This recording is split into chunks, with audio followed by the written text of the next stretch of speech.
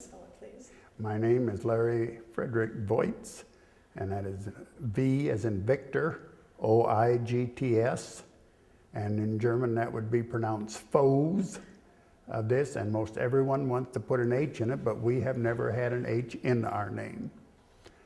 I find it quite interesting in the history of my church. I was baptized and confirmed in a rural church out in the country that was went by the name of Wilmer, which had something to do with some place in Germany that was Wilmer's total German area of this. I had two great-grandfathers that were charter members of that church. And by what transpired later in life, that church voted at one time whether they were going to be evangelical, which is today United Church of Christ, or whether they would become Lutheran. I'm quite sure my great-grandfathers were on opposite sides of the vote by what occurred later in life, because when one of them retired, he moved to a town that had an evangelical church. Along with that line, that congregation was started by a pastor from a church that later became evangelical. The pastor, first pastor at the church where I was at, later started another congregation. It became evangelical. And in all three cases, they voted, and I think it was by one vote, that they became Lutheran or that they became evangelical from what the history. If it sounds like I'm into genealogy, yeah, that's sort of been a hobby of mine and there. But I find that quite interesting in terms of the history of the congregations. Absolutely. So you're familiar with churches voting about things that... Oh yes, sort of like you can tell an Englishman, you can tell a Dutchman, but you can't tell them much. So So what are your memories of when the decision for the ELCA to form were? I remember the votes in our area that several congregations weren't going to, or whether they were debating seriously about whether they wanted to be in. And there was a couple of congregations I'm familiar with who did not become part of the ELCA at that time. They're still in existence, and I really don't know what they belong to, but it's not the ELCA as such. So what has kept you involved and is bringing you to a churchwide assembly? Well, I got here sort of by accident, or sort of a roundabout. 2 years ago, our pastor was a delegate to Chicago, and he came back talking glowingly and said, "That's something you should do." He is my pastor, but we're also very socially involved with our families. So I put my name on the ballot a year ago. Well, I wasn't elected, which was no big deal. Fine, life went on, and that was the way. About 2 weeks ago, our bishop called and said, "We've had some cancellations due to health and what have you. Would you want to go?" So that's why I'm here on this. Going back to my history of the ELCA and of the Lutheran Church, I think the two things that got me maybe involved were something, when I was 15, went to something we call our synod, that there were whatever it was at that time called Leadership Training School, which I enjoyed greatly. And then I later went to a Luther League convention at Cornell University at Ithaca, New York, which I remember very fondly as one of my favorite memories in the Lutheran Church. And what happened at that event that you remember about?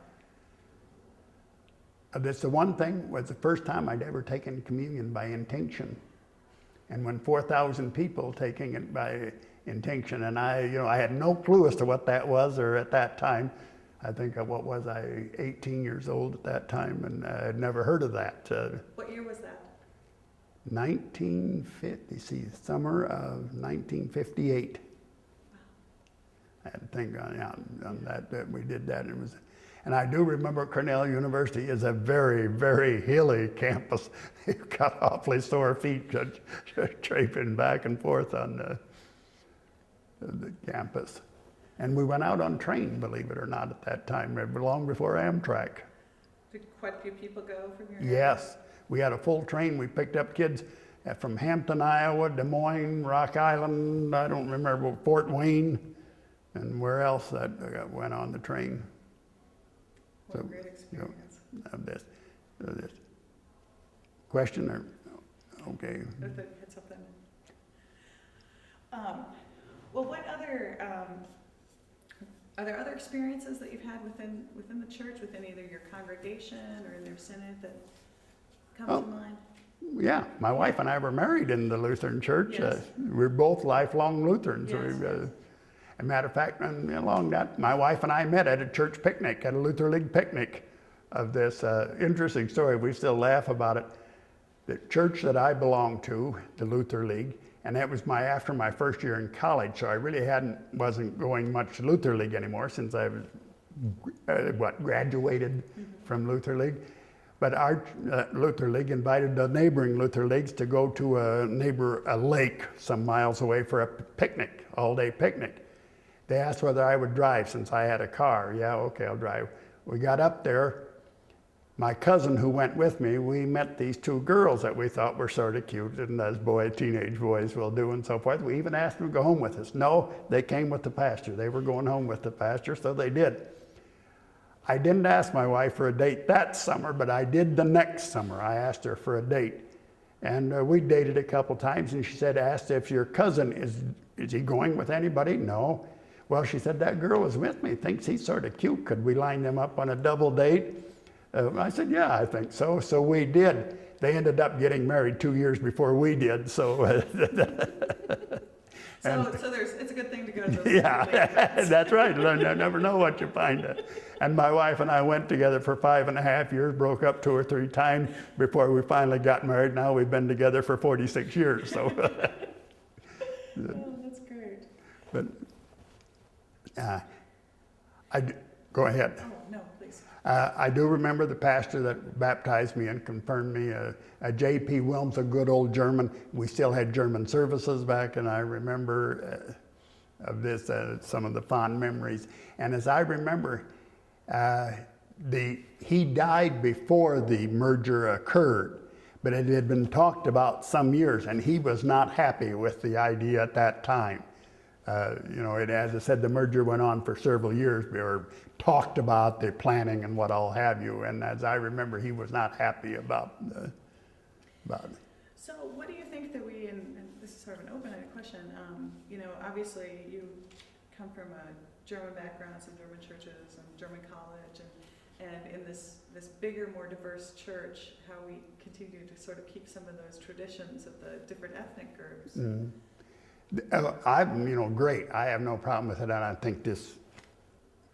I have a feeling the man upstairs would be very disappointed if we knew how much time we are going to spend on a certain question in this assembly here, with murder, war, hunger, famine, heavens, and everything else going on. I'm not sure that's an important item, but so be it. I hope there. Interesting, about 4 years ago, my wife and I were in Germany, and we were at the church where one of my great-grandfathers was baptized and confirmed, and the evangelical and Lutheran churches, which are still in existence today, combined in Germany right after World War II. They long ago buried the hatchet, as it were, and we managed to go to church in that church where my great-grandfather was baptized and confirmed.